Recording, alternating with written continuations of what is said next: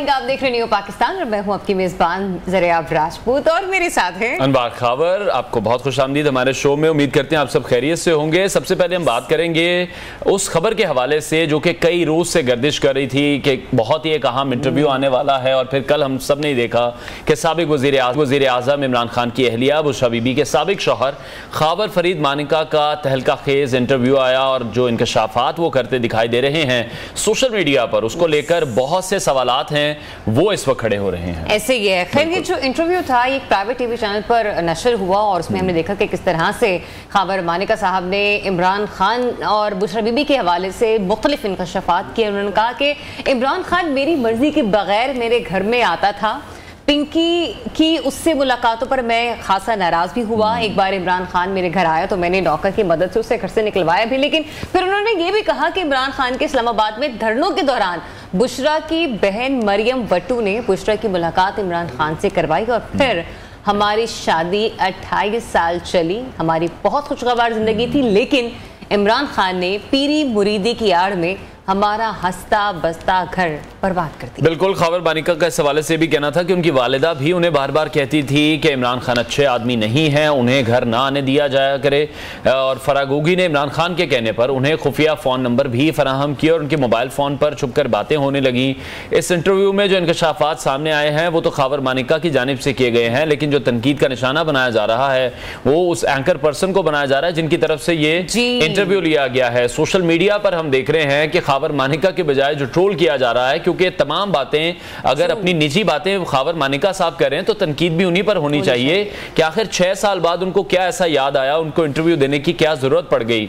लेकिन ट्रोल हम देख रहे हैं कि वो एंकर पर्सन को किया जा रहा है और कोई, मेरा नहीं ख्याल कि कोई जबरदस्ती शाहजेब की तरफ से बुलाया गया होगा। मैं भी यही चाह रही थी कि आप बाकायदा तौर पर नाम ले लें शाहजेब को, क्योंकि शाहजेब एक बहुत सीनियर एंकर पर्सन है और हमने बहुत सारी उनकी इन्वेस्टिगेटिव स्टोरीज को देखा है, समझा है, और ऐसे में अगर फॉर दैट मैटर ये इंटरव्यू अनवार शाहजेब ना करते, नहीं, अगर वो ना करते तो शायद कोई और एंकर होता और वो ट्रोल हो रहा होता। तो पॉइंट ये है कि जिसने अपने घर का आकर भांडा फोड़ा सामने, उस पर आप क्वेश्चन करें, उससे सवाल पूछें कि वो अपने घर के निजी मामला क्यों 6-7 साल बाद बाहर आकर बता रहा है, बजाय इसके कि आप ये कहें कि येलो जर्नलिज्म या ये सहाफी ये इस तरह का बयान, इस तरह की स्टेटमेंट कैसे पास ऑन कर सकता है।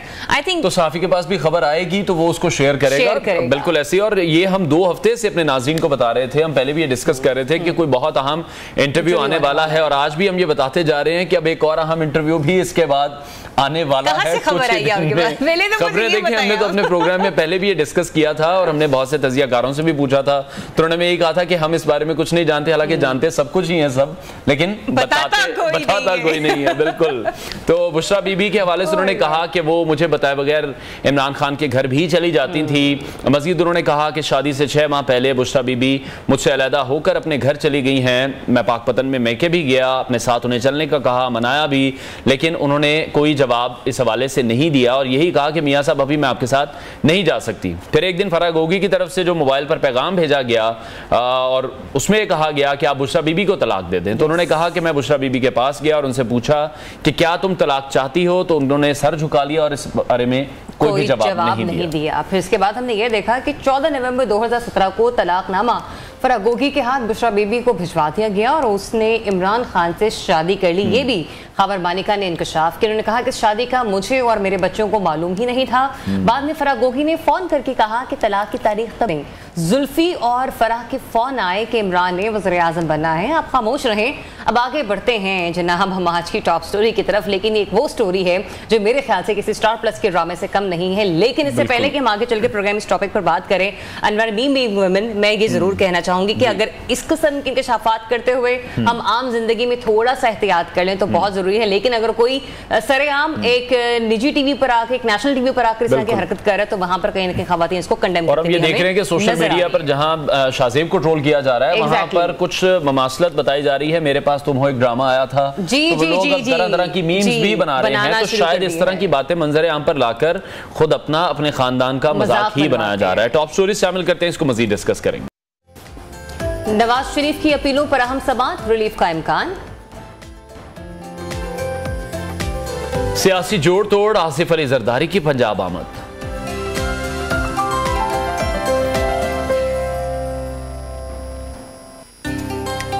चकवाल मदरसा ज्यादती केस मजीद जिंदगियां उलझ सी गईं। पंजाब में स्मोक, हजारों मरीज, तालीमी इदारे बंद।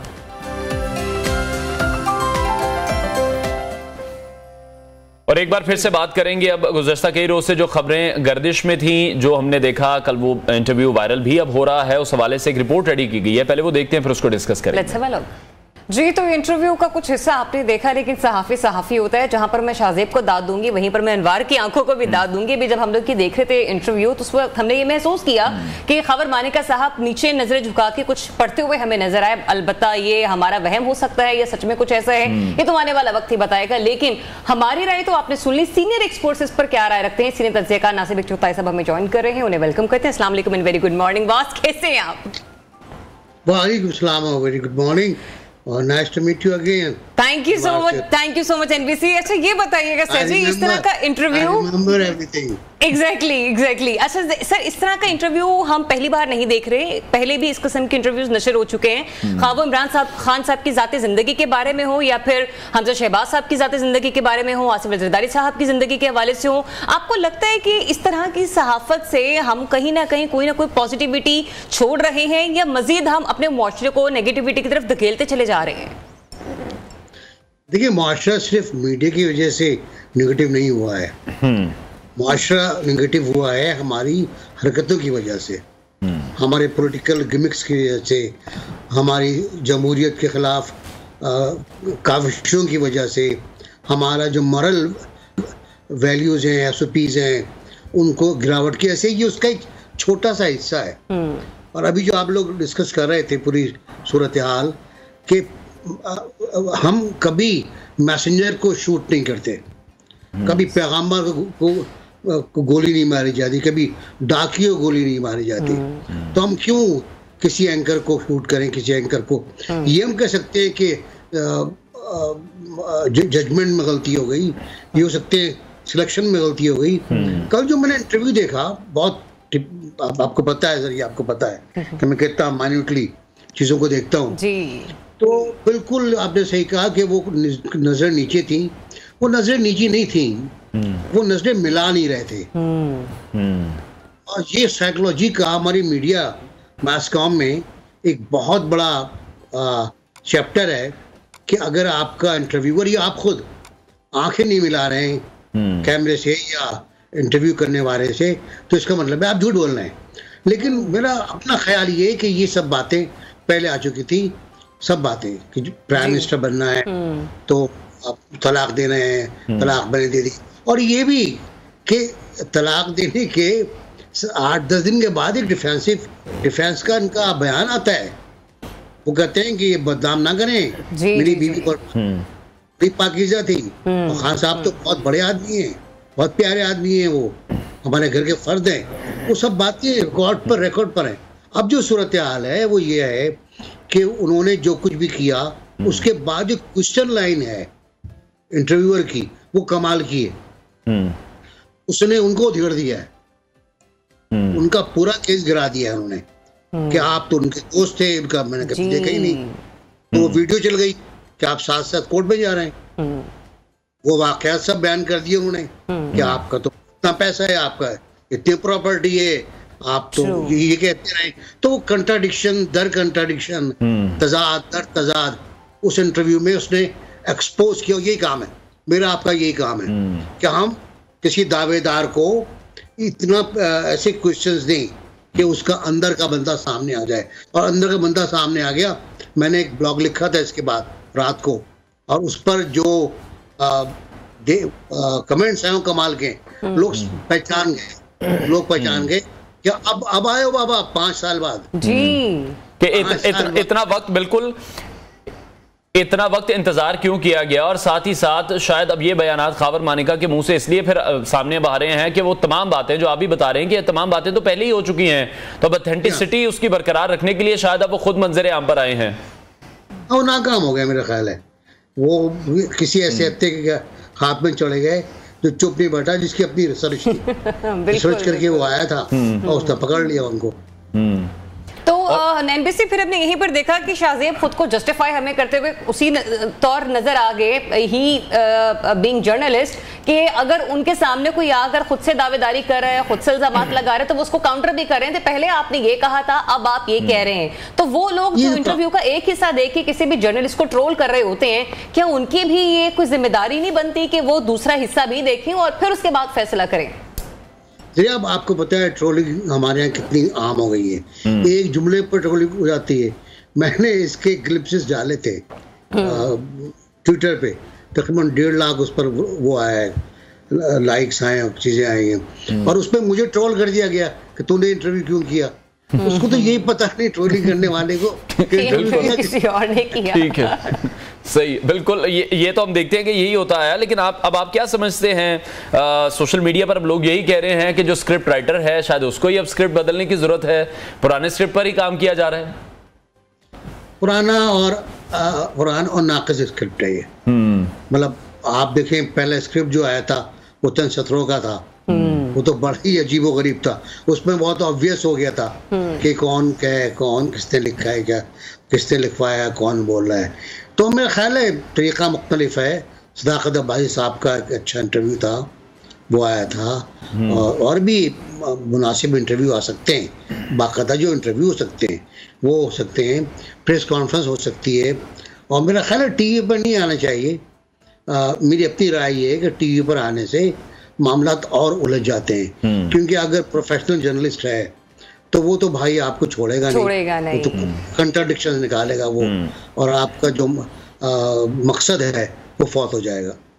तो एनबीसी इसमें सब एडवांटेज किसको मिला? उनको कि जो चाहते थे कि एक बयानिया गढ़ा जाए चेयरमैन पीटीआई के अगेंस्ट, या फिर खुद चेयरमैन पीटीआई इसमें हमें सुरखरू होते हुए नजर है? क्योंकि जो उनके फॉलोअर हैं वो तो डेफिनेटली किसी तौर पर इसे कबूल नहीं कर रहे हैं, बल्कि बहुत से ऐसे सहाफ़ी या फिर यूं कह लीजिए कि वो खवातीन जो वुमेन एम्पावरमेंट के हवाले से बातें करती है, इनकी हमारी सहाफ़ी खवातीन भी इस चीज़ को थोड़ा सा कंडेम करते हुए हमें नजर आ रही। फिर शाहजेब ने खुद जिस तरीके से अपना केस डिफेंड किया है ऑन स्क्रीन के भाई ये मैं खुद से कोई फैब्रिकेटेड प्रोग्राम नहीं कर रहा हूं, जिसने कुछ आके कहना था वो कह गया, लेकिन हाँ काउंटर एनालिसिस और काउंटर क्वेश्चन मेरे पास मौजूद है। देखिए, इसमें एक ये केस कोर्ट में मौजूद है और ये बहुत सीरियस स्टेज पर है ये केस। उसमें मुफ्ती साहब का भी बयान है जो निकाह ख्वाह हैं, उनमें ऑन साहब का भी बयान है जो गवाह थे निकाह के, उसमें 4-5 और बयानात भी हैं मौका वारदात के, जिसे हम मौका कहते हैं, निकाह जब हुआ है और जब दूसरी बार निकाह हुआ है, दूसरी बार निकाह का मसला भी मौजूद है। तो वो मौजूद है, ऑलरेडी केस स्ट्रॉन्ग है, उसको मज़ीद स्ट्रॉन्ग करने की ज़रूरत मेरा ख्याल नहीं थी, मेरा अपना ख्याल नहीं थी। और अगर थी तो आई डोंट नो क्यों, किस वजह से, या तो फार्म हाउसेस माउथ उन्होंने करवाने की कोशिश की है कि चलो उससे ही कहलवा दो, लेकिन डिले हो गया ये। उसको उसी वक्त कहना था कि जी ये तो पूरा झगड़ा यही था हमारे साथ, मसला ये। दूसरा ये कि फिर इसमें शरई मसाइल और भी आएंगे। मतलब ये आएगा कि औरतें मुमकिन है मेरे बारे में कुछ कहते हैं कि खातून पीर कैसे हो सकती है, मुर्शिद कैसे हो सकती है। लेकिन बेग साहब, आप किस तरह से देख रहे हैं पाकिस्तान पीपल्स पार्टी पर? हमने देखा बुरा वक्त आया, उन्होंने जिस तरह से उस वक्त को बर्दाश्त किया, मुस्लिम लीग नून पर बड़ा बुरा वक्त आया, जो केसेस उनके रहनुमाओं पर बनाए गए, जिस तरह से वो फर्म स्टैंड लिए हमें नजर आते रहे। अभी हम देख रहे हैं पाकिस्तान तहरीक इंसाफ के तमाम लोग ही रेत की दीवार साबित हो रहे हैं। और जुल्फी बुखारी की बात कर लें, फरज शहजादी की बात कर, ये कहा जा रहा है उन पर भी शिकंजा तंग होगा। जुल्फी बुखारी की स्टेटमेंट्स हम बदलती भी अब देख रहे हैं आए रोज, और एक एक करके जो तमाम लोग थे तहरीक इंसाफ के, वो खान साहब पर ही बाउंस बैक करते दिखाई दे रहे हैं। जुल्फी साहब भी इसमें किरदार हैं पूरे केस में, जो शादी वाला केस है जी, उसमें वो भी एक किरदार हैं, उनका भी आना जाना था उस घर में। और एक शहबाज गिल साहब थे, वो भी याद होंगे आपको, वो अमेरिका में आजकल। ये सब लोग आहिस्ता आहिस्ता वापस आएंगे, और एक वक्त वो आएगा कि जब खान साहब के पास सिर्फ उनका वर्कर बाकी रहेगा। अच्छा, वर्कर को मैं और आप जानते हैं बहुत अच्छी तरह कि वो हटते नहीं अपने मौक़िफ़ से, वर्कर बाकी रहेगा। इंतखाई पॉलिटिक्स क्या होगी, इंतखाबात में पीटीआई मेरा ख्याल है रहेगी, होगी, उसका इंतखाबी निशान भी वही होगा जो पहले था, उस पे हिस्सा कौन लेगा, क्या हिस्सा ले दिया जाएगा, जो मुमताज उम्मीदवार हैं, वो बड़ा इंपॉर्टेंट सवाल है। और क्या अगर नहीं लेने दिया तो क्या आज़ाद उम्मीदवार आएंगे, अगर आज़ाद उम्मीदवार आए तो पंजाब में एक नया मसला खड़ा हो जाएगा। एग्जैक्टली जून जो इलेक्शन की डेट्स करीब आ रही हैं एनबीसी, हम देखेंगे कि या तो ये गुत्थियां मजीद सुलझ जाएंगी या फिर इसके साथ साथ मजीद उलझती हुई नजर आएंगे। बहुत शुक्रिया आपके वक्त का। एक लेटेस्ट डेवलपमेंट है, एक अहम खबर है, और खबर क्या है जरा अनवार से जान लेते हैं। बिल्कुल, अभी सिक्योरिटी फोर्सेस की जानिब से डेरा इस्माइल खान का इलाका है कराची, जहां पर इंटेलिजेंस बेस्ड ऑपरेशन किया गया है और ISPR के मुताबिक शदीद फायरिंग के तबादले में 2 दहशतगर्द हलाक हो गए हैं। ऑपरेशन खैबर पख्तूनख्वा के 2 मुख्तलिफ मकामात पर किए गए हैं। जनूबी वजीरिस्तान के इलाके कोट आजम में भी ऑपरेशन किया गया, जिसके नतीजे में एक दहशतगर्द मारा गया है। हलाक दहशतगर्दों से असलहा और गोला बारूद बरामद किया गया है। हलाक दहशतगर्द सिक्योरिटी फोर्सेज और शहरियों पर हमलों में मुलव्वस थे। सिक्योरिटी फोर्सेज की जानिब से डेरा इस्माइल खान के इलाके कराची में इंटेलिजेंस बेस्ड ऑपरेशन किया गया है। ISPR के मुताबिक शदीद फायरिंग के तबादले में 2 दहशतगर्द हलाक हो गए। ऑपरेशन खैबर पख्तूनख्वा के 2 मुख्तलिफ मकामात पर किए गए हैं। जनूबी वजीरिस्तान के इलाके कोट आजम में भी ऑपरेशन किया गया है, जिसके नतीजे में एक दहशतगर्द मारा गया है। ये लेटेस्ट डेवलपमेंट है जिसके हवाले से आपको अपडेट कर रहे हैं कि सिक्योरिटी फोर्सेस ने डेरा इस्माइल खान के इलाके कराची में इंटेलिजेंस बेस्ड ऑपरेशन किया है और ऑपरेशन खैबर पख्तूनख्वा के 2 मुख्तलिफ मकामात पर किए गए हैं, ये बताना है ISPR का। जनूबी वजीरिस्तान के इलाके कोट आजम में भी ऑपरेशन किया गया, जहाँ पर एक दहशतगर्द हलाक कर दिया गया और हलाक दहशतगर्दों से असलहा और गोला बारूद भी बरामद किया गया है। अपनी नौयत का एक अहम ऑपरेशन है जो कि अमल में लाया गया ISPR की जानिब से। हलाक दहशतगर्द सिक्योरिटी फोर्सेज और शहरियों पर हमलों में मुलव्वस थे, ये बताना है ISPR का। तो ये अपडेट हम आप तक पहुंचा रहे हैं कि ऑपरेशन खैबर पख्तूनख्वा के 2 मुख्तलिफ मकामात पर किए गए हैं। जनूबी वज़ीरिस्तान का इलाका है कोट आजम, जहाँ पर ये ऑपरेशन किया गया है। ब्रेक लेते हैं नाज़रीन, ब्रेक के बाद आपको दोबारा ज्वाइन करेंगे। Stay tuned with Pakistan.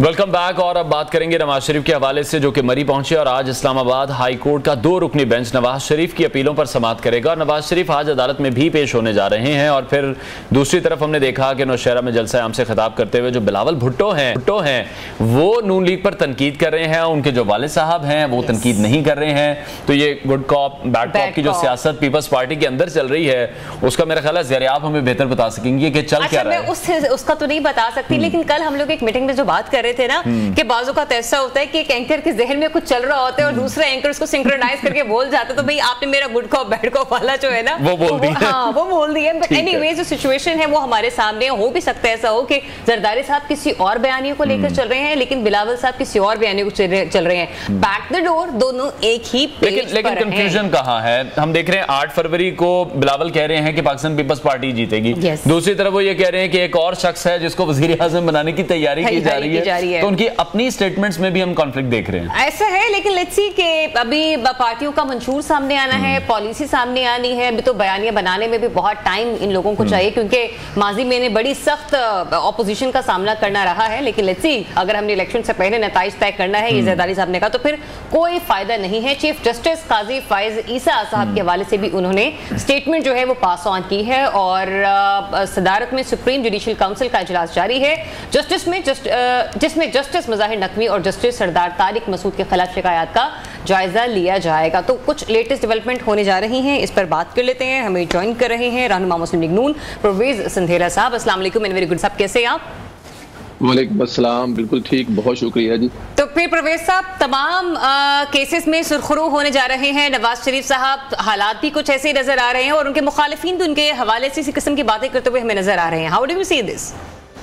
अगर आप इसमें ये लफ्ज यूज कर लेते ना कि तमाम वो झूठे केसेस जो उस वक्त बनाए गए थे मियां नवाज शरीफ साहब को, तो वो ज्यादा मुनासिब होता। देखिए, इस बात पे किसी को हैरत नहीं होनी चाहिए, पूरी दुनिया ये कह रही है, बल्कि वो जज साहबान एक तो बल्कि उनमें अभी शामिल नहीं है, वो इस दुनिया से चले गए हैं। जाते जाते वो भी गवाही दे गए थे कि ये तमाम के तमाम झूठे केसेस थे। तो मेरे ख्याल में यहाँ पर केसेस खत्म होने के साथ साथ नवाज शरीफ साहब को तो बाकायदा हर्जाना देना चाहिए, कि उनके साथ जो पिछले 6-7 साल में किया गया है, और अगर अदलिया में ये केसेस खत्म होने जा रहे हैं तो इसमें कोई इतनी हैरत नहीं होनी चाहिए। अगर 7 साल बाद या 6 साल बाद 8 साल बाद इंसाफ होने जा रहा है और नवाज शरीफ साहब को जो तकलीफें दी गई हैं और उनके साथ साथ नवाज शरीफ को तकलीफ देने के साथ साथ जो पाकिस्तानियों को, पाकिस्तान को तकलीफ दी गई है आज जिन हालात में पाकिस्तान है, तो मेरे ख्याल में इस पे कोई हैरत नहीं होनी चाहिए हमें। लेकिन परवेज साहब आप क्या समझ रहे हैं इस सिस्टम की? तो फिर समझ नहीं ना आती। इस सिस्टम ने नवाज शरीफ को सजा दी और अभी इसी सिस्टम से उन्हें रिलीफ भी मिल रहा है, तो आप क्या देख रहे हैं, तब्दील क्या हुआ है? या जब आप हुकूमत में आएंगे तो आप क्या समझते हैं, उस पुराने सिस्टम को जिसने नवाज शरीफ को सजा दी उससे बदला लेंगे, उसको ठीक करने की कोशिश करेंगे? क्योंकि उसको ठीक करने की बात तो आप लोग भी नहीं कर रहे। देखिए, सिस्टम से बदला किस तरह लिया जा सकता है? सिस्टम से बदला उसको ठीक करने की कोशिश करके लिया जा सकता है। नवाज शरीफ साहब पिछली 3 अदवार की हुकूमत में मेरे ख्याल में यही करने की कोशिश कर रहे हैं कि वो सिस्टम को ही ठीक करने की कोशिश करते हैं, लेकिन अंततः जो होता है वो आपके सामने है। लेकिन इस दफा भी नवाज शरीफ साहब जो है वो बदला लेने की बात तो नहीं कर रहे। हाँ, कुछ लोग ये सोच रहे थे, कुछ दानश्वर ये सोच रहे थे और बहुत सारी ताकतें भी ये सोच रही थी कि वो वापस आएंगे और वापस आकर को बदला लेने की बात करेंगे, एहतसाब की बात करेंगे, लेकिन उन्होंने बताया कि उनका बयानिया क्या होगा। उनका बयानिया पाकिस्तान की खिदमत होगा, कराची की ग्रीन लाइन होगी, लाहौर की ऑरेंज लाइन होगी, मोटरवे होंगे, तरक्की होगी, डॉलर फिर वापस अपनी पोजीशन पे लाने का, ये उनका बयानिया है। वो कोई एहतसाब तो नहीं करने जा रहे, लेकिन ये वो चीजें हैं जिनसे शायद सिस्टम ठीक किया जा सकता है। अगर ये सब चीजें बेहतर हो जाएं, मुल्क दोबारा फिर वापस अपनी उसी 2017 वाली 16 वाली पोजीशन पे आ जाए। मुमकिन तो नहीं है 5 रुपए 90 पैसे का यूनिट बिजली, लेकिन अगर ये चीजें हो जाए, बेहतर हो जाए, तो मेरे ख्याल में तो संधीरा साहब आखिर मुझे ये बताइए कि शहबाज शरीफ साहब की हुकूमत को आप डिसोन कर रहे हैं, क्योंकि महंगाई तो हमने उनके दौर में भी देखी है। बेशक के मुख्तसर अरसे के लिए वो वज़ीर आज़म मुंतखब हुए, लेकिन हमने देखा कि सिचुएशन क्या रही, मौशी पॉलिसियां किस तरीके से हमें सबोताश होती में नजर आई। दूसरा ये कि जो इस वक्त गिरफ्तारियां हो रही हैं, तासुर तो यही जो है वो सामने आ रहा है कि ये सब कुछ या तो नवाज शरीफ साहब करवा रहे हैं या फिर उन्हें खुश करने के लिए किया जा रहा है। हाँ, बहुत अच्छी बात की आपने कि नवाज शरीफ को खुश करने के लिए। देखिए, नवाज शरीफ को खुश करने के लिए अब नवाज शरीफ को कैसे खुश किया जा सकता है? आपके जो अल्फाज है वो कहा जा रहा है शायद नवाज शरीफ लाडले बन गए हैं। वो कैसा लाडला है जिसके केसेस अभी वैसे के वैसे पड़े हुए हैं? वो आज भी तोशाखाना झूठे जैसे केस देखें, उनकी गैर मौजूदगी में तोशाखाना का झूठा केस बनाया गया था। वो आज भी दरखास्तें दे रहे हैं कि मेरा मौकफ तो ले, मैं आज वापस आ गया हूँ। कम से कम जिस केस में मेरी गैर मौजूदगी में बनाया गया वो तो आज तक वो भुगत रहे हैं, वो तो आज भी मरी गए हैं। और देखें, वो ले सकते हैं ना, एक दरखास्त दे सकते हैं कि जी मेरी कोई भी वजह बता सकते हैं। साबिक वज़ीर आज़म थे, वो हर रोज एक नई वजह बना के अदालत नहीं जाते थे। तो जहां तक ये केसेस की बात है, ये केसेस वो कुछ झूठे केसेस नहीं है जो साबिक वज़ीर आज़म पर या साबिका पर, यहाँ पर तो सब कुछ टीवी कैमरे में रिकॉर्ड है। यहाँ पर तो एक एक ऑडियो कॉल की सूरत में हमारे सामने है केसेस के, जो केसेस इस वक्त दूसरी पार्टियों बन रहे हैं, पाकिस्तान तहरीक इंसाफ बन रहे हैं, जिनकी तरफ आपका इशारा है, वो तो सब कुछ बिल्कुल अयां है। उसमें तो कोई हिडन नहीं है, कोई ऐसा केस तो नहीं बनाया जा रहा जो आपको नजर नहीं आ रहा कि यार ये तो बड़ी अजीब बात है, ये केस तो बनता नहीं। अब क्या 9 मई का केस नहीं बनता? अब क्या साइफर केस नहीं बनता? अलकादर यूनिवर्सिटी केस नहीं बनता? तो ये नवाज शरीफ साहब की फरमाइश या नवाज शरीफ को खुश करने के लिए नहीं किए जा रहा है, बल्कि उनकी क्या उसे कहते हैं ना कि जो मकाफाते अमल है जो आपने किया है वो आज आपको भुगतना पड़ रहा है। लेकिन परवेज साहब, आप किस तरह से देख रहे हैं? 3 टेन्योर मिले नवाज शरीफ साहब को, फिर हमने देखा शहबाज शरीफ ने भी 16 माह हुकूमत की है, चौथी बार वजीर आजम बन जाते हैं। क्या मुआशी प्लान लेकर आएंगे? कौन सी ऐसी गलतियां, कमियां रह गई, कोताहियां रह गई जो कि 3 टेन्योर में पूरी नहीं कर सके और अब प्लान किया जा रहा है कि पाकिस्तानी मईशत को आकर किस तरह से ठीक करेंगे? कोई रोड मैप क्या है, वो कब पेश करेंगे? टीम तो वही होगी जो कि शहबाज शरीफ के साथ भी थी, टीम वही होगी जो 3 दफा नवाज शरीफ के साथ भी थी, टीम वही होगी जिसने इस मुल्क में मोटरवे का जाल बचाया, टीम वही होगी जिसने कराची का अमन बहाल किया, टीम वही होगी जिसने वाना और वहां पर जो पूरे के पूरे तालिबानों से जंग लड़कर फौज के साथ पाकिस्तान को खून दिया, टीम वही होगी जो पहले माशी तौर पर 5.9 जीडी पर लेके गई थी। देखिए, शहबाज शरीफ का जिक्र बार बार किया जाता है, ये बताना चाहिए लोगों को, आपको भी गाइड करना चाहिए कि पाकिस्तान के साबिक वज़ीर आज़म अपनी हुकूमत खत्म होने के ठीक 3 हफ्ते के बाद बयान दे रहे थे कि पाकिस्तान बैंकरप्ट होने जा रहा है। शहबाज शरीफ का आपकी हुकूमत वो बैंकरप्ट, अगर बाकी सारी चीजें छोड़ भी दी जाए ना, तो पाकिस्तान को बैंकरप्ट से होने बचाना। देखें, IMF तो आपसे बात करने के लिए तैयार नहीं था। एक जलसे में खड़े होकर बजाय आपके IMF को फॉलो करें, आप 10 रुपए पेट्रोल सस्ता करने की बात कर रहे हैं। फिर आप IMF को पैसे वापस करने की बात चलिए प्रोफेसर दिलत साहब, वक्त की कमी है, माजरत है, लेकिन अगर आप जलसों का जिक्र कर ही रहे हैं तो कुछ ऐसे जलसे भी रहे जिसमें नवाज शरीफ साहब ने बहुत से स्टेटमेंट पास ऑन किए है, बहुत से लोगों को ललकारा भी है, लेकिन आज सिस्टम के लाडले, मैं उन्हें खुद से नहीं कह रही हूँ, दुनिया कह रही है उन्हें, और वो खुद चाह रहे हैं कि ये लाडले का टैग अब उनसे हटा दिया जाए। ठीक है, ब्रेक लेते हैं, ब्रेक के बाद आपको दोबारा ज्वाइन करते हैं हमारे साथ।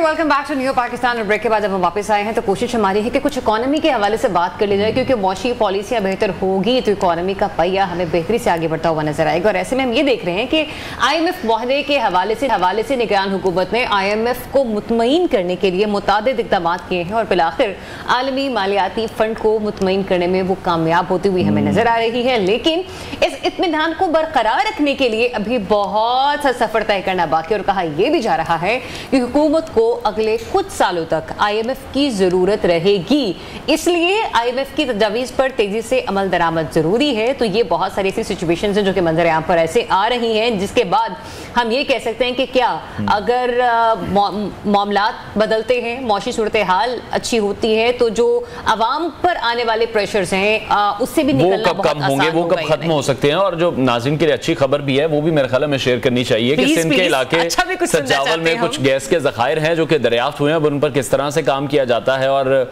किस तरह से आवाम को फैसिलिटेट करते हैं, इस हवाले से मजीद बात करेंगे। माहिर मईशत डॉक्टर खाकान नजीब ने हमें ज्वाइन किया है। डॉक्टर साहब बहुत शुक्रिया आपके वक्त के लिए। बहुत सी खबरें हैं, बहुत सी बातें हैं। IMF के प्लान को लेकर $70 करोड़ का जो मुआहदा है वो तय तो हो चुका है, लेकिन बार बार सवाल यही किया जाता है कि कब तक IMF के प्रोग्राम में ही हम चलते रहेंगे, कितनी ज़रूरत है पाकिस्तान को, कितने पैसों की ज़रूरत है, कब ये मामला ख़त्म होगा, कब इनसे जान छूटेगी। बिस्मिल्लाहिर्रहमानिर्रहीम। देखिए, पाकिस्तान जहाँ पे इस वक्त खड़ा हुआ है उसको IMF की अम्ब्रेला की इसलिए ज़रूरत है कि हमें एक एक्सटर्नल सेक्टर का चैलेंज है। उस एक्सटर्नल सेक्टर के चैलेंज को मीट करने के लिए हमें इस दफ़ा $25 अरब के करीब चाहिए। IMF के अपने फंड्स, IMF की वजह से multilateral, bilateral, friendly countries, commercial funding, उसकी रिसोर्सेज जो हैं वो हमारे लिए मुहैया हो जाते हैं। सो एक तो ये बात है।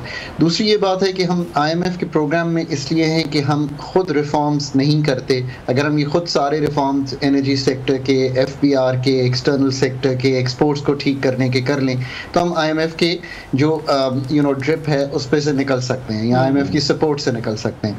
इन द शॉर्ट टर्म ये तो अभी अप्रैल तक का प्रोग्राम है, ये एक स्टैंड बाय अरेंजमेंट है, इसको तो हमें पूरा करना ही करना है। वंस हम ये प्रोग्राम पूरा कर लेते हैं तो पाकिस्तान इस जगह खड़ा होगा कि FY24 यानी कि इस मालियाती साल की जो हमारी फॉरेन फंडिंग है, मैं उम्मीद करता हूं कि वो हमारे पास कंफर्टेबली आ जाएगी। अब ये तो नई हुकूमत पे डिपेंड करेगा, बट आई थिंक कि एक और प्रोग्राम पाकिस्तान के लिए नागुज़ीर होगा, क्योंकि आने वाले सालों में भी एक हाइटेंड हमारी रिक्वायरमेंट है फॉरेन फंडिंग की, और इस फॉरेन फंडिंग की रिक्वायरमेंट को पूरा करने के लिए we would have to stick to an IMF प्रोग्राम। So I think that's largely the position. But having said that, इसके साथ साथ हमें अपने काम ज़रूर करने चाहिए, जैसे हमने एडमिनिस्ट्रेटिव मेजर्स लिए, smuggling, hoarding, Afghan transit trade और डी-डॉलराइजेशन के एक प्रोसेस को बिगिन किया। हमने कुछ SIFC के थ्रू एक इन्वेस्टमेंट रजीम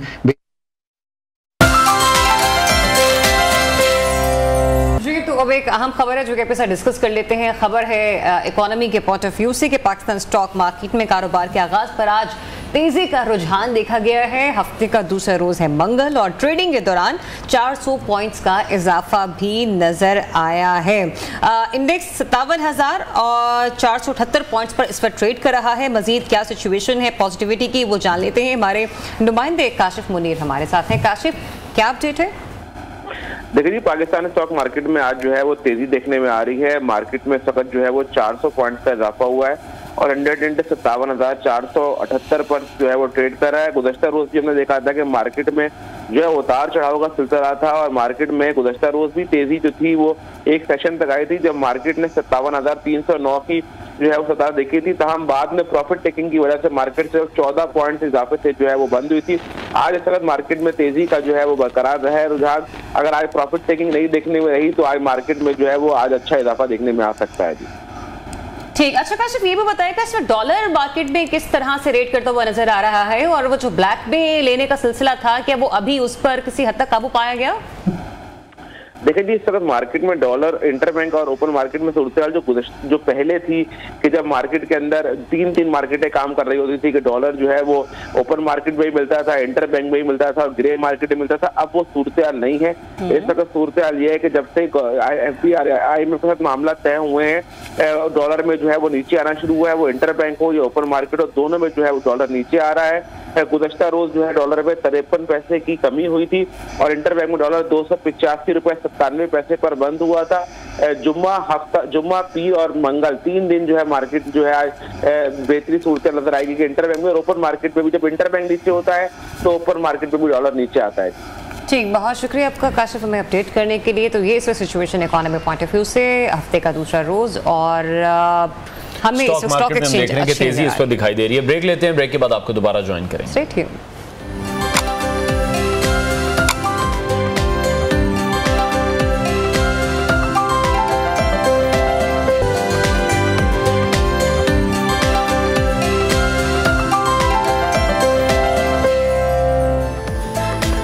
वेलकम बैक। अभी कल ही बच्चों का आलमी दिन मनाया गया, जिसका मकसद बच्चों के हुकूक का ख्याल रखना है, उनके तहफ़्फ़ुज़ को यकीनी बनाना भी उसमें शामिल है। और 2 दिन पहले ही हमने देखा कि चकवाल के एक मदरसे में इतना घिनौना वाक़या पेश आया, जिसमें एक मदरसे में असातिज़ा की जानिब से तालिब इल्मों के साथ मुबैना ज़्यादती की गई है। बड़ा ही अफसोसनाक वाक़या है। FIR जो बता रही है उसके मुताबिक मदरसे के 2 असातिज़ा हैं जिन्होंने बच्चों से जिनसी ज़्यादती की है, और बच्चों की जानिब से बताया गया है कि 2 असातिज़ा वहाँ पर मौजूद हैं जिन्होंने मुतअद्दिद बच्चों के साथ ज़्यादती की है। इस पर मजीद इन्वेस्टिगेशन का सिलसिला भी जारी है, लेकिन इसमें एक बड़ी अजीब और हैरानकुन बात है जिसकी क्लैरिफिकेशन हम अपने मेहमान से भी लेंगे, जो कि हमें इस हवाले से ब्रीफ भी करेंगे कि जो जिस्म पर छुरी से निशान बनाए जा रहे हैं वो किस तरफ इशारा कर रहे हैं। एग्जैक्टली हमें इस मामले में ज्वाइन कर रहे हैं कैप्टन रिटायर्ड वाहिद महमूद खान साहब, DPO चकवाल हैं। अस्सलाम वालेकुम and very good morning sir. DPO साहब, ये जो मामला हम देख रहे हैं ये सिर्फ ज्यादती तक आके नहीं रुक रहा, और ऐसे दरिंदों को उस्ताद का नाम देना तो मैं कहूंगी इस हर्फ के साथ, इस लफ्ज के साथ हम ज्यादती कर रहे हैं। दूसरा ये जो छुरी का निशान डालने वाला मामला है, ये किस किस्म का निशान है, और साइकोलॉजिकल इंपैक्ट अगर हम देखें तो वो बच्चों पर क्या तासुर डाल रहे हैं? इन्वेस्टिगेशन कहां तक पहुंची सिलसिले में? प्राइमरीली जैसे ये वक़ुआ पेश आता है तो within no time FIR और अरेस्ट के बाद दोनों मुल्ज़मान जो मेन सस्पेक्ट्स हैं उनके खिलाफ जितनी भी एविडेंस मौके से है PFSA ने हासिल करके क्राइम सीन को प्रोसेस किया, और जो जिस तरह के आप जिक्र कर रही हैं कि उनसे वो नाइफ भी रिकवर किया गया कि जो प्राइमरीली जिससे ये उनके जिस्मों पे, बच्चों के जिस्मों पे Z का निशान बनाते थे। तो इंटरोगेशन के दौरान उन्होंने इंकशाफ किया है कि वो अपना मार्क करते थे कि ये बच्चा हमसे पढ़ के गया है, और just for the fun sake they used to do that. तो साइकोलॉजिकली मैं समझता हूँ कि ये एक ऐसी स्टेट है जिसमें एक ट्रॉमेटिक हिस्ट्री वाला शख्स ही ऐसी अजियत किसी और को देते हुए सुकून हासिल कर सकता है।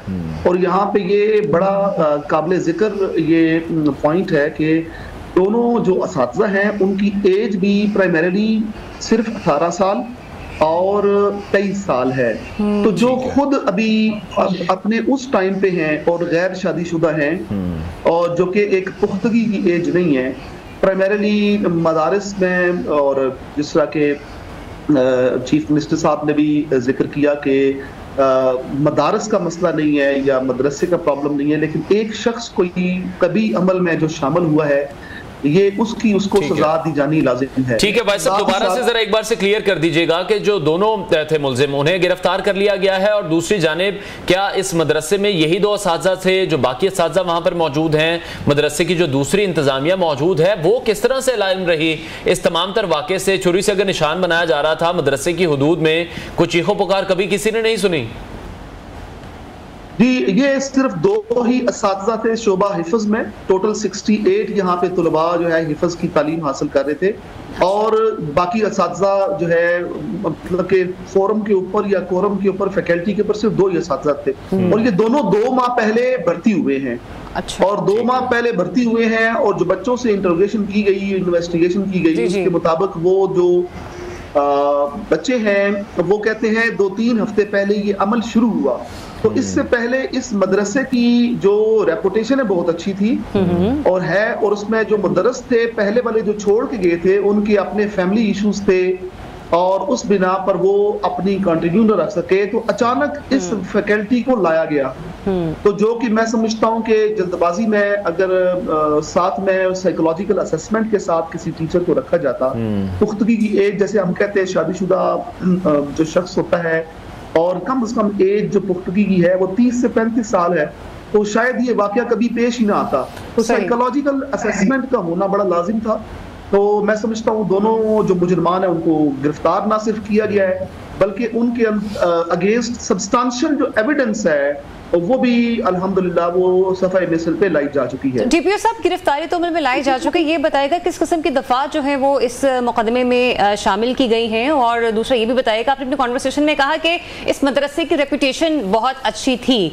यही मैं सवाल इस लिहाज से भी करना चाह रही हूँ कि चकवाल का इलाका है, ये कैसा इलाका है जहाँ पर अभी भी लोग अपने बच्चों को दीनी तालीम के पॉइंट ऑफ व्यू से मदरसों में भेजना जरा ज्यादा तरजीह देते हैं बनिस्बत इसके कि वो स्कूल्स की तरफ जरा ज्यादा अपने बच्चों को भेजें। तो किसी भी मदरसे की रेपुटेशन या तमाम दीनी मदारिस की और दीनी दरसगाहों की रेपुटेशन को बहुत बड़ा क्वेश्चन मार्क लग जाता है, जो कि वालिदैन के लिए भी एक लम्हा फिक्रिया है।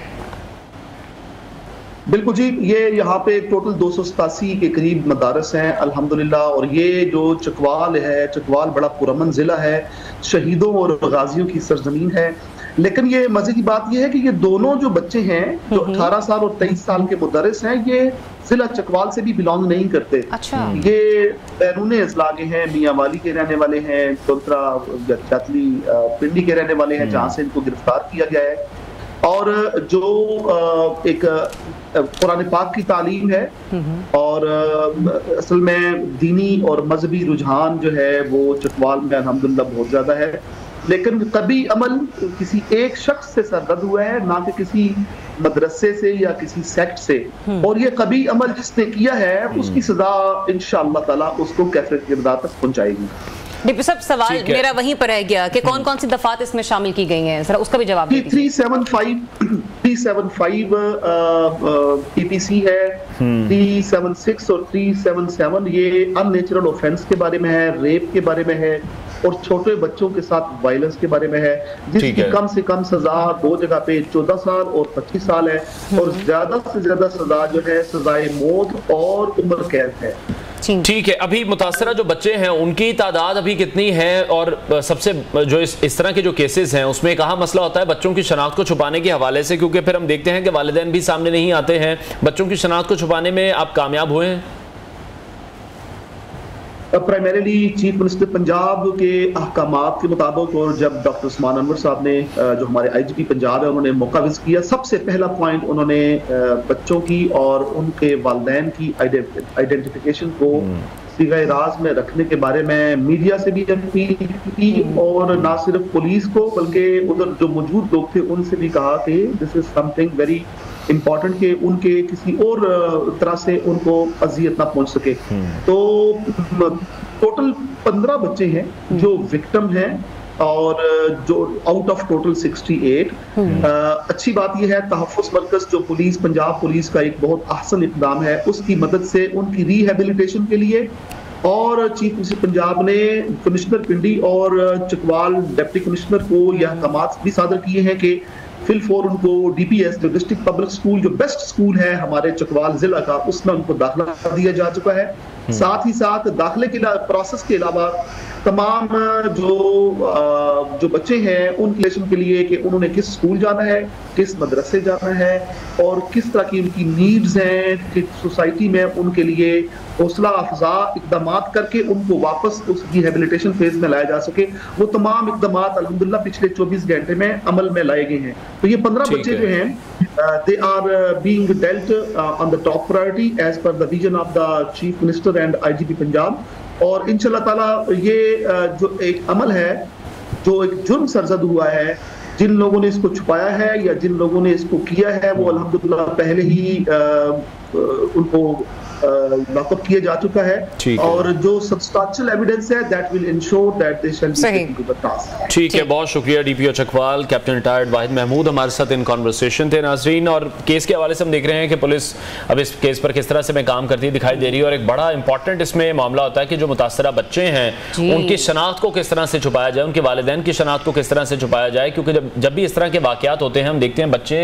एक ट्रॉमा में चले जाते हैं और ये बहुत ज्यादा जरूरी एक अमर होता है कि उनकी शनाख्त किसी भी सूरत सामने नहीं आनी चाहिए। एक छोटी सी ब्रेक लेने का कहा जा रहा है, ब्रेक लेते हैं। Stay tuned, new Pakistan.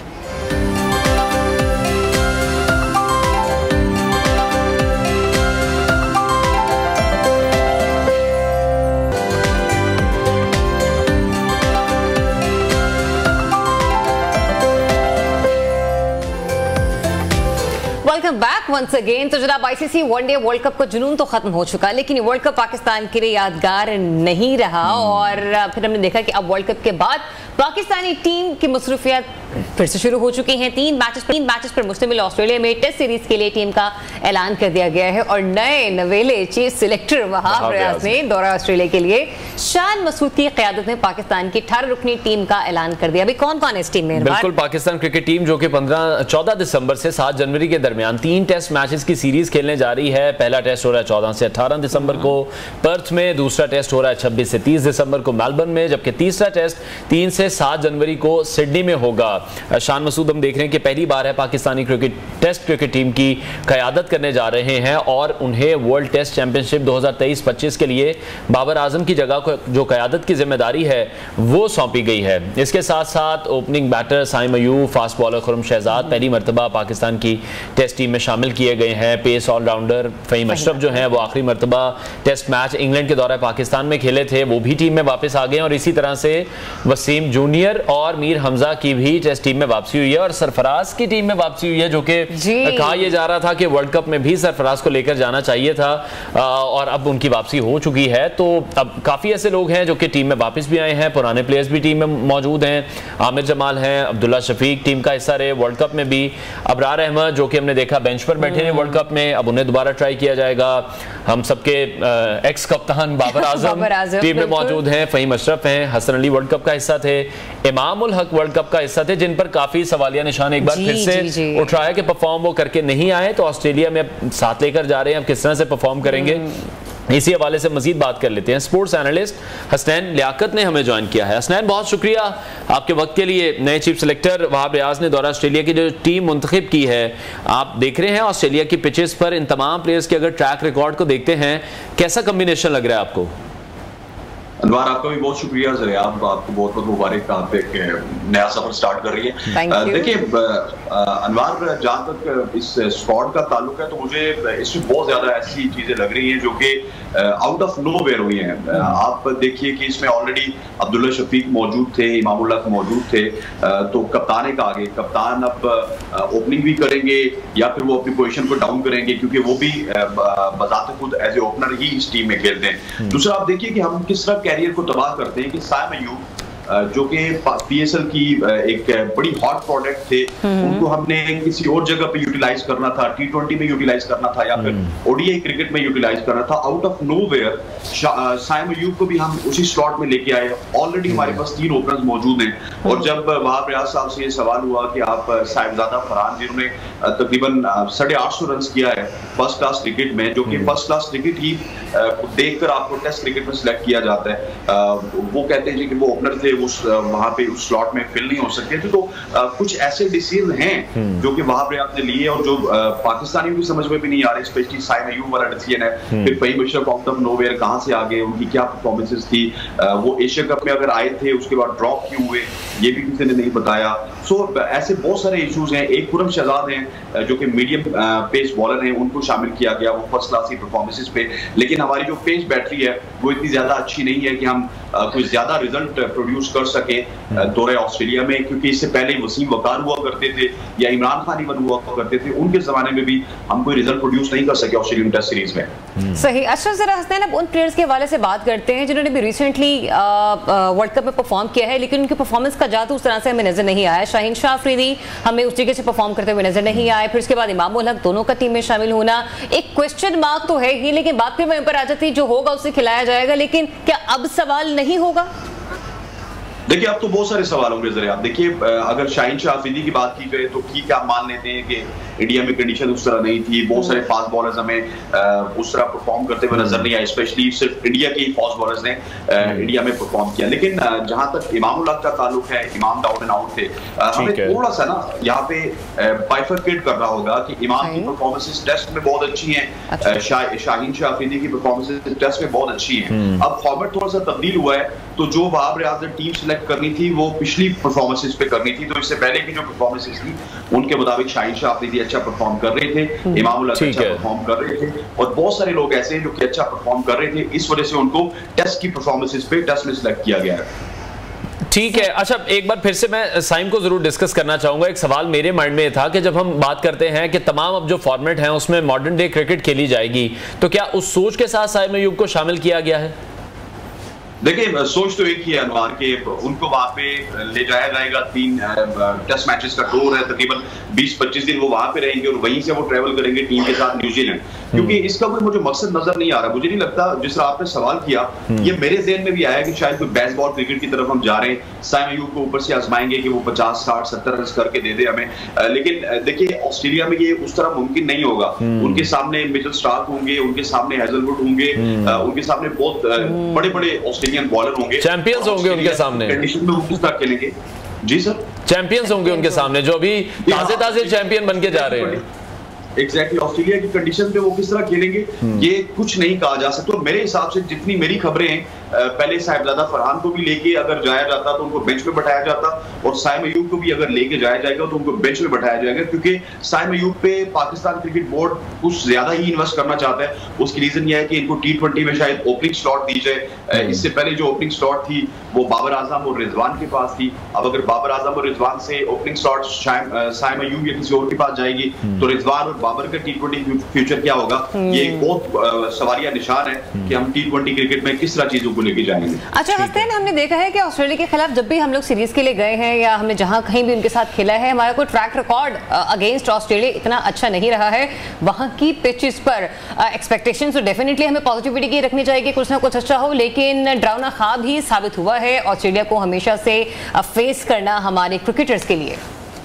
देखिए हमारे जितने भी लेजेंड्स हैं जिनका मैंने नाम लिया, वकार, वसीम, इमरान, सरफराज नवाज, इनके दौर में भी हम ऑस्ट्रेलिया में कोई बड़ी सीरीज नहीं जीत सके। जरियाब आपको पता है कि वहाँ पे 5 दिन का भी टेस्ट मैच हम पूरा नहीं कर पाते। वहाँ पे 5 दिन का टेस्ट मैच हम कभी दूसरे दिन खत्म होते हुए नजर आता है, कभी तीसरे दिन खत्म होता हुआ नजर आता है, कभी चौथे दिन खत्म होता हुआ नजर आता है। इट्स टू अर्ली टू से कि ये टेस्ट स्क्वाड क्या करेगा, हमारे बॉलर्स क्या करेंगे, हमारे बैटर्स क्या करेंगे, हमारे स्पिनर्स क्या करेंगे, लेकिन जिस तरह का हमारा स्क्वाड है इसमें मुझे अभी तक इतना दमखम नजर नहीं आ रहा। हमारे जितने भी स्क्वाड थे उसमें स्विंग बॉलर होते थे, उसमें सीम बॉलर होते थे, उसमें क्वालिटी के स्पिनर्स होते थे, उसमें हमारा जो मिडिल ऑर्डर था बड़ा इंटैक्ट होता था। लेकिन इस तमाम का स्क्वाड में अगर देखा जाए, जिस तरह अनवार बॉलिंग की बात कर रहे थे, शाहीन शाह अफरीदी को हम मजबूरन लेके गए। और दूसरा सबसे बड़ी सितम जरीफी आप ये देखिए कि आप हारिस रऊफ को फोन करके कह रहे हैं कि हम आपको ऑस्ट्रेलिया में लेके जाना चाहते हैं, हालांकि हारिस रऊफ हमारी टेस्ट प्रायोरिटीज में नहीं थे। हारिस रऊफ ने तो उस वक्त जो उनके कप्तान थे बाबर आजम, क्योंकि दोस्त भी थे, वो यार भी थे, दोस्ती यारी का कल्चर उस वक्त टीम में चलता था, तो उन्होंने अपनी शादी से पहले बाबर आजम को फोन करके कहा कि आप मुझे जो है वो टेस्ट क्रिकेट खिला दें। तो उन्होंने फिर एक टेस्ट मैच उनको खिलाया था, उसमें भी उन्होंने कुछ जो है ना बहानेबाजी करके तीसरे चौथे दिन वो ग्राउंड से वापस बाहर चले गए थे। सिर्फ उनको स्टेटस चाहिए था साबिक टेस्ट क्रिकेटर का। और अब जब हारिस रऊफ को राब्ता किया जाता है, वो कहते हैं जी कि मैं टीम की जानिब से नहीं खेलूंगा, तो फिर इसी तरह किसी जमाने में मोहम्मद आमिर ने भी कहा था कि मैं टीम की जानिब से नहीं खेलूंगा। क्यों आमिर को एक डिफरेंट एंगल से देखा जाता है, हारिस रऊफ को एक डिफरेंट एंगल से देखा जाता है। जब इनको कोई कॉल आती है किसी भी लीग की जानिब से तो ये एकदम से तैयार हो जाते हैं, लेकिन पाकिस्तान टेस्ट टीम की बात आती है तो इनका लोड मैनेजमेंट की बात आ जाती है। हालांकि वहाब रियाज ने कैटेगोरिकली कहा, लेकिन इस तमाम तर मामले को भी पीसीबी मैनेजमेंट ने ही देखना है कि पाकिस्तानी प्लेयर्स एक साल में कितनी लीग्स खेलेंगे। बहुत शुक्रिया स्पोर्ट्स एनालिस्ट हसनैन लियाकत हमारे साथ इन कॉन्वर्सेशन कॉन्वर्सेशन थे नाजरीन, और आपकी सेहत के हवाले से भी कुछ खबरें शामिल कर लेते हैं कि अच्छी सेहत के लिए, जिस्मानी तवानाई को बरकरार रखने के लिए जो हमारी कुदरती ग़िज़ाएं हैं उससे बेहतर तो कुछ भी नहीं हो सकता, जिसमें बहुत से फ्रूट्स हैं, बहुत से वेजिटेबल्स इसमें शामिल हैं। और हम सब का जो आजकल फोकस है वो मल्टीविटामिन्स की तरफ है। मल्टीविटामिन्स में जब हम आते हैं ना शकरकंदी की तरफ है। अब भी हम जहाँ पे बैठे गुलबर्ग में, आप जरा 1 से 2 बजे के दरमियान जब बाहर निकले ना तो आपको हर जगह छोटी छोटी जगहों पे ना ठेले नजर आएंगी, रेडियो नजर आएंगी। और मैंने तो अनवार ये तक नोटिस किया कि एक ही सड़क पर 5-5 जगह आपको शकरकंदी बिकते हुई नजर आती है। अब इसकी स्पेसिफिकेशंस क्या है, सीजन चल रहा है इसलिए उस पर जरा डिस्कस कर लेते हैं कि हर मौसम की सब्जी और फल की तरह शकरकंदी सर्दियों में भी जो है ना वो अपने खास मकाम रखती है। और शकरकंदी दुनिया के मुतादिद हिस्सों में इजीली अवेलेबल है। पाकिस्तान में भी लोग इसे बड़े शौक से खाते हैं। वैसे आपको ये पसंद है? बिल्कुल पसंद है, क्योंकि जो भी जिम फ्रीक्स हैं उन्हें जो स्वीट पोटैटो है वो उनकी डाइट का बड़ा एक इंपॉर्टेंट हिस्सा रहता है, क्योंकि इसमें फाइबर है, पोटेशियम है, विटामिन हैं और दीगर जो हम ग़िज़ाई अज्जा हैं जिसके लिए आजकल हम मारे फिरते हैं, मेडिकल स्टोर्स पर जाकर मल्टीविटामिन्स लेते हैं, तो उनकी बिल्कुल भी जरूरत नहीं है, क्योंकि इतनी आसानी से अवेलेबल है, इतनी सस्ती अवेलेबल है कि हमें शायद जरूरत नहीं है। जैसे कि मैंने कहा स्वीट पोटैटो तो दुनिया में मुख्तलिफ हिस्सों में ये मीठे आलू के नाम से भी जाना जाता है, और ये कहने की जरूरत नहीं है कि इसे खाना किसी फर्द की सेहत के लिए बहुत फायदेमंद हो सकता है, क्योंकि बहुत ज्यादा फायदे इसमें मौजूद हैं। एग्जैक्टली। और कार्बोहाइड्रेट्स के हवाले से अगर हम बात करें तो उसकी सबसे ज्यादा क्वांटिटी इसके अंदर मौजूद होती है, इसी वजह से कि न सिर्फ मुख्तलिफ साइजेस में अवेलेबल होती है बल्कि डिफरेंट टाइप्स में भी हमें नजर आती है कभी। हाँ एग्जैक्टली, मतलब यानी कि मुख्तलिफ ममालिक हैं तो वहां पर अपने अपने वेदर कंडीशंस के पॉइंट ऑफ व्यू से, अपने अपने एनवायरनमेंट के हवाले से वो हमें नजर आती है। वैसे आपका फेवरेट कौन से, उबला हुआ या कोयले पर भुनी हुई? कोयले पर भुनी हुई ज्यादा मेरे ख्याल बेहतर रहती, लेकिन उसमें भी हमें लेकिन हाइजीन का ख्याल उसमें रखना पड़ता है कि आप जब आम ठेलों से लेकर खा रहे हैं वहां पर आपकी हाइजीन कॉम्प्रोमाइज जरूर होती है, आप जो मर्जी कर लें। एग्जैक्टली। तो उसमें फिर अमूमन हम ये देखते हैं कि घर के बड़े अब्बा हो गए, भाई हो गए या अम्मी भी बाज़-औक़ात खरीद कर ले आती हैं, और फिर क्योंकि इसको उबालने के लिए भी बड़ा टाइम चाहिए होता है, इतनी जल्दी नहीं उबल जाती। और फिर सर्दियों में वैसे भी गैस का प्रेशर बहुत कम होता है, तो वहां पर सिलेंडर पर शकरकंदी को उबालना ये भी एक बहुत बड़ा क्वेश्चन मार्क है। लेकिन इसकी हर किस्म विटामिन, मिनरल्स, एंटीऑक्सीडेंट्स और फाइबर पर मुश्तमिल होती है, और इसको भूनकर या उबालकर भी खाया जाता है। सीजन चल रहा है, मेरा ख्याल है सबको चाहिए कि वो अपने घरों में लेकर जाएं और इससे फायदा जरूर उठाएं, क्योंकि जितने भी सीजनल फ्रूट्स हैं, फल हैं, इस तरह की जितनी भी चीजें हैं उनका इस्तेमाल सीजन में ही करना चाहिए। भी पड़ती है इकोनॉमी, बिल्कुल ऐसे ही है। पाकिस्तान में तो इतनी महंगी नहीं है, कभी कभी हम देखते हैं कि जब किसी चीज की शॉर्टेज हो जाती है तो उसके बाद फिर जो रेट्स हैं वो बहुत ज्यादा बढ़ा दिए जाते हैं, आमतौर पर ठेलों पर भी दस्तयाब है। तो मेरा ख्याल है इस मौसम में इससे फायदा जरूर उठाना चाहिए। कब खिला रहे हैं हमें शकरकंदी? बिल्कुल, बड़ी आपने फरमाइश की है, प्रोग्राम के बाद ही आप खा लीजिए। चले जनाब एक छोटी सी ब्रेक लेते हैं, ब्रेक के बाद वापस आते हैं। Stay tuned to Pakistan.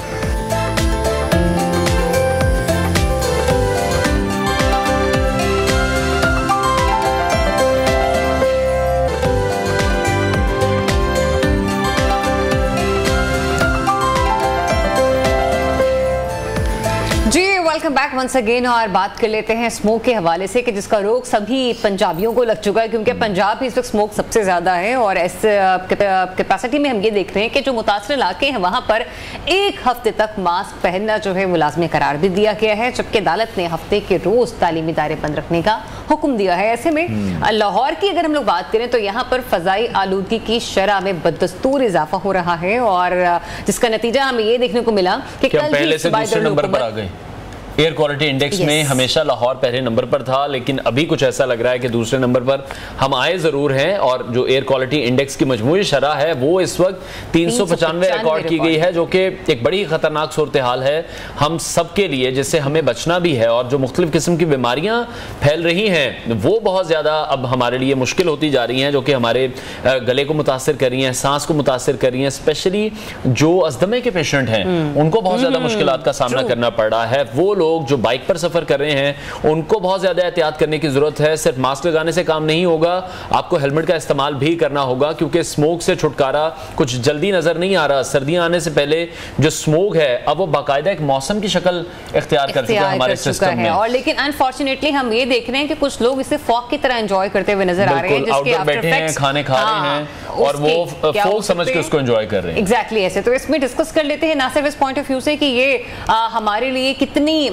जो है वो मुतासिर कुन है इस एस्पेक्ट में कि जो हमारा ईएन है वो कितना डैमेज हो रहा है और इसके अलावा जो हमारे स्किन है वो उससे कितनी डैमेज हो रही है। तो सबसे पहले जरा स्किन के हवाले से बात कर लेते हैं, क्योंकि डॉक्टर्स की एक्सपर्टीज हम उससे रिलेटेड अपने प्रीवियस प्रोग्राम्स में ले चुके हैं। हमें ज्वाइन कर रही हैं डॉक्टर मरियम मंजूर, स्किन स्पेशलिस्ट हैं। अस्सलाम वालेकुम, वेरी गुड मॉर्निंग डॉक्टर साहिबा। मरियम, इस वक्त जो स्मॉग है वो सबसे ज्यादा इफेक्ट उन लोगों को कर रही है जो कि बाइकर्स हैं, हाथ जो है ग्लव्स नहीं पहने हुए, फेस पे आपको फौरी तौर पर जो है वो अट्रैक्ट करती है, इम्पैक्ट डालती है। आउटडोर में लोग जो काम कर रहे हैं और वो बच्चे जो सुबह सवेरे स्कूल उठकर जाते हैं उनके लिए ये बड़ा खतरनाक साबित हो रही है।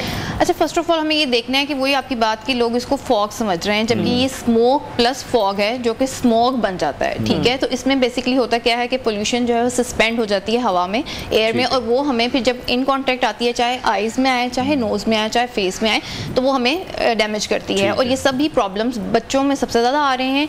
आप जैसे पिंक आई अभी खत्म होके एक हमारी हड्डी है खत्म हुई है, इसके साथ साथ अब ड्राइनेस जो कि बच्चों में एटोपिक एक्जिमा जिसे कहा जाता है वो बहुत बढ़ गया है। बहुत सारे बच्चे डेली बेसिस पे आते हैं जो कि ये कंप्लेन करते हैं कि स्किन का फटना, खुश्क होना, उसमें से पानी का रिसना या फिर उसके ऊपर डिफरेंट इन्फेक्शंस जो हैं वो ज्यादा हो गए हैं। स्किन आमतौर पर सर्दियों में वैसे भी ड्राई होती है, प्लस स्मोक की वजह से ज्यादा ड्राई हो रही है और इनकी वजह से इन्फेक्शंस भी बढ़ रहे हैं। ठीक है, लेकिन फिर इनसे बचा कैसे जाए? अब आप पूरे जिस्म को भी कवर नहीं कर सकते हैं, सिर्फ मास्क पहनने से काम नहीं होगा। कितनी देर ग्लव्स पहन लेंगे? क्योंकि हम लोग वो हैं जिन्होंने कोविड में मास्क नहीं पहना। हम रूल्स को फॉलो करने से बहुत ज्यादा घबराते हैं और आदत भी एक बन चुकी है कि हम रूल्स को फॉलो नहीं करना चाहते जी।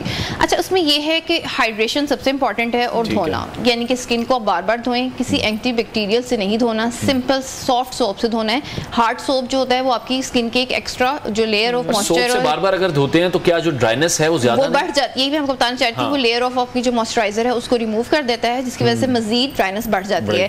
फिर विंटर्स में क्या होता है कि हम पानी का इस्तेमाल कम कर देते हैं और ये समझते हैं कि जी पानी की जरूरत नहीं है, जबकि वो एक मसला ये डबल कर देती है। फिर तीसरी चीज ये आ जाती है कि ऑलमोस्ट वेदर भी ड्राई होता है, एयर करंट जो होता है वो आपकी स्किन से मॉइस्चर है तो वो मजीद ड्राइनेस कर देती है, और अब ये सस्पेंडेड पार्टिकल के साथ जो एयर है वो गंदी है, वो मजीद करती है। तो ये सारी चीजें ऐड ऑन करके स्किन को अच्छा खासा ड्राई कर देती हैं। फिर हम सर्दियों में क्या करते हैं, गर्म मशरूबात का इस्तेमाल, जैसे हॉट ड्रिंक्स हो गए, कॉफी, टीज, और ये क्या है डाययूरेटिक, इनसे क्या होता है कि पेशाब ज्यादा आता है, डाययूरेसिस करती है ना ये, तो उसके और हमारा पानी निकाल देती हैं। तो हम सारी चीजें ऐड ऑन कर लेते हैं। फिर जो फूड हम इस्तेमाल करते हैं सर्दियों में स्पाइसी होता है, ठीक है, उसके लिए हमें चाहिए तो ज्यादा पानी पीना, लेकिन हम पीते हैं कम पानी या फिर गर्म, फिर वही कॉफी या टी। हम नुकसान ही पहुंचा रहे हैं। सो हम लोग क्या करते हैं, हर तरफ से अपने आप को कर लेते हैं कि हम हमारी स्किन जो है वो ड्राई हो, ये बॉडी भी ड्राई हो जाए। ठीक है, तो सबसे ज्यादा जरूरी है कि एक तो पानी पिए ज्यादा, जितना पी सकते हैं। इसमें सिंपल वाटर को रखें, कोई एड ऑन चीजें, क्योंकि हमें बहुत शौक है चीजें डाल के पीने का, ठीक है, चीजें ना डालें, सिंपल पानी पिए जितना आप पी सकते हैं। दूध दही का इस्तेमाल ज्यादा करें, ठीक है। और नंबर 3 पे फिर ये कि आप बार बार धोएं, फ्रीक्वेंट वॉशेस सिंपल सोप से करें। सीजनल फ्रूट्स अब हम देख रहे हैं, मरियम, हमने ये देखा है कि विटामिन सी हर फ्रूट में है और हर सब्जी में बहुत ज्यादा है। बिल्कुल, और छिलकों समेत जो खा सकते हैं फ्रूट, आप उनको जरूर है कि पील के साथ खाएं, ठीक है, अच्छी तरह वॉश जरूर करें एंड देन खाएं। और सिट्रस सीजन है हमारे मुल्क में, ये सिट्रस बहुत कम प्राइस में, इसके लिए प्राइस का भी इशू नहीं है। आप ये कहें कि हमारे अवेलेबिलिटी या महंगाई का है इसमें, तो ये हम उसको ज्यादा से ज्यादा यूटिलाइज करें तो हमें इससे बहुत फर्क पड़ता है। अच्छा, स्किन ट्रीटमेंट्स के हवाले से अगर हम लोग बात करें तो वो भी बड़े जरूरी हो जाते हैं, स्पेशली अगर मैं खवातीन के हवाले से बात करूं, लेकिन अब हमारे लड़के भी किसी से कम नहीं है, वो भी पहुंच ही जाते हैं किसी न किसी ट्रीटमेंट के लिए। इस वक्त सिचुएशन आप क्या बताएंगी कि अगर इस किस्म की स्किन ट्रीटमेंट्स लिए जाएं तो वो जरा बेहतर प्रोसीजर्स रहेंगे? हाँ, अच्छा, देखें कि बेसिकली अब ना एक्सपोजर है एंड अवेयरनेस है, ठीक है, तो इट्स अच्छी चीज़ों का इस्तेमाल ज़रूर आप करें। जैसे हाइड्रा फेशियल है, अच्छा हाइड्रा फेशियल आपको हाइड्रेट करता है। हमने हाइड्रा फेशियल को वाइटनिंग के तौर पे लेना शुरू कर दिया कि इससे शायद हम वाइट हो जाएंगे। अक्सर पेशेंट आते हैं वो कहते हैं बस गोरा हो जाएगा ना इससे, एंड पे वो करवाकर जब जाते तो कंप्लेन भी करते हैं कि गोरा नहीं हुआ, शाइनिंग नहीं आई, ठीक है। So it is for deep hydration, ठीक है, आपकी स्किन की अंदर से 2-3 लेयर तक वो क्लेंजिंग करता है और हाइड्रेट करता है आपके। और इसी तरह आप एक जो है अच्छे मॉइस्चराइजर, सिंपल एंड सस्ते मॉइस्चराइजर बहुत अच्छे पाकिस्तान में अवेलेबल है, ऐसा कोई मसला नहीं है। अगर आप फिर भी नहीं अफोर्ड कर सकते तो सिंपल एलोवेरा जेल जो कि मार्केट में मिलते हैं वो यूज़ करें। घर वाले इस तरह से उनमें मिक्स करके चीज़ें ना इस्तेमाल करें, क्योंकि उनसे अक्सर कॉन्टैक्ट डर्मेटाइटिस हो जाता है। इवन कुछ पेशेंट ऐसे भी आते हैं जो कि दूध दही में चीज़ें मिक्स करके लेमन के साथ लगाते हैं, इनकी कोशिश करते हैं कि शायद वो लाइटनिंग कर देगा, उससे स्किन बर्न हो जाती है बिकॉज लेमन में एसिड ही होता है। तो सिट्रस फ्रूट में भी प्लीज चीज़ें मिक्स करके, हल्दी वगैरह का इस्तेमाल बहुत कॉमनली किया जाता है कि हम ये शायद इससे वाइटनिंग या बेसन के साथ मिक्स करके, सो वो काइंडली अवॉइड करें, इस तरह के प्रोसीजर्स ना करें। अच्छा, जैसे अब स्मोक का सीजन चल रहा है, हम देखते हैं कहा जाता है धूप से बचना है तो सन ब्लॉक लगाएं, तो क्या स्मोक ब्लॉक भी अब आएगा या फिर सन ब्लॉक ही काम करता रहेगा? नहीं, सन ब्लॉक ही बेहतर है। एक तो फिजिकल बैरियर है, जैसे इसमें हेलमेट आ गया, मास्क आ गया, बड़ी गॉगल्स, बड़ी ग्लासेस का इस्तेमाल कर लें, ठीक है। फिर लेयरिंग पूरी रखें, और दूसरा ये कि आप फिजिकल बैरियर जिसमें आपका सन ब्लॉक व्हाइटिश कास्ट के साथ आता है वो इस्तेमाल करें, वो आपकी स्किन को बहुत प्रोटेक्ट करता है। स्मोक होने से आपको पता है ओजोन लेयर पतली होती है, तो अल्ट्रावायलेट रेज आती हैं जो बेसिकली डैमेजिंग है, वो स्किन कैंसर और स्किन को पतला करने का और रिंकल्स का बायस बनती है, ठीक है। तो इसलिए जरूरी है, आप लोगों को हरगिज़ डराना नहीं है, हमारी कोशिश ये थी कि ज्यादा से ज्यादा आप लोगों को इंफॉर्मेशन पास ऑन की जाए। बहुत शुक्रिया आपको डॉक्टर साहब अपना वक्त देने के लिए। तो जो ये टिप्स आपको डॉक्टर ने दे दी हैं, काइंडली इस पर अमल कीजिए, फॉलो कीजिए। हाँ बिल्कुल, प्रोग्राम का वक्त नाज़रीन खत्म हो चुका है, क्योंकि बार बार ये कहा जा रहा है कि प्रोग्राम का वक्त खत्म हुआ। इंशाल्लाह कल फिर आपसे मुलाकात करेंगे, अपना बहुत सारा ख्याल रखिए, अल्लाह हाफिज।